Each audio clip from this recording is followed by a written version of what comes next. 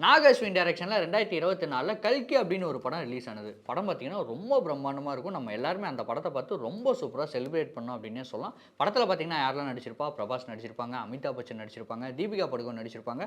முக்கியமா வில்லன் ரோல்ல கமல்ஹாசன் அவர் நடிச்சிருப்பாரு. படமே பார்த்தீங்கன்னா, சூப்பர் டூப்பர் ஹிட் ஆச்சு. லிட்டரலா பார்த்தீங்கன்னா, 1000 crore வரைக்குமே அந்த படம் கலெக்ட் ஆச்சு அப்படின்னே சொல்லலாம். அந்த படத்தோட எண்ட்ல பார்த்தீங்கன்னா, பார்ட் 2 வரும் அப்படிங்கிற மாரி முடிச்சிருப்பாங்க. இப்ப பார்த்தீங்கன்னா, பார்ட் 2க்கு எல்லாருமே வெயிட் பண்ணிட்டு இருக்காங்க.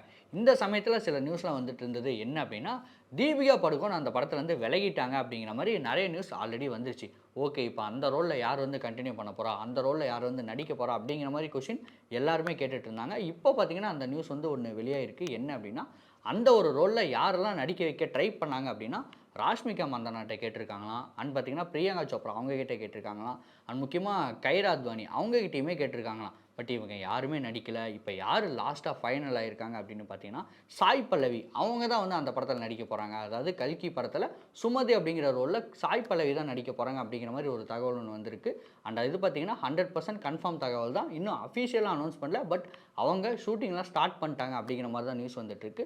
இப்போ பார்த்தீங்கன்னா, சாய் பல்லவி என்ன படத்துல நடிச்சிட்டு இருக்காங்கன்னா, ராமாயண படத்துல சீதையா நடிச்சிட்டு இருக்காங்க. அது நம்ம எல்லாத்துக்குமே தெரியும். அண்ட் அதே மாரி மகாபாரதம் கதையான கல்கி படத்திலேயே அவங்க வந்து ஒரு ரோல் பண்ண போறாங்க அப்படிங்கிறது கொஞ்சம் இன்ட்ரஸ்டிங்கான தகவலா இருக்கு. அதாவது ஒரே சமயத்துல ராமாயண படத்திலேயும் நடிக்கிறாங்க, மகாபாரத கதையிலும் நடிக்கிறாங்க.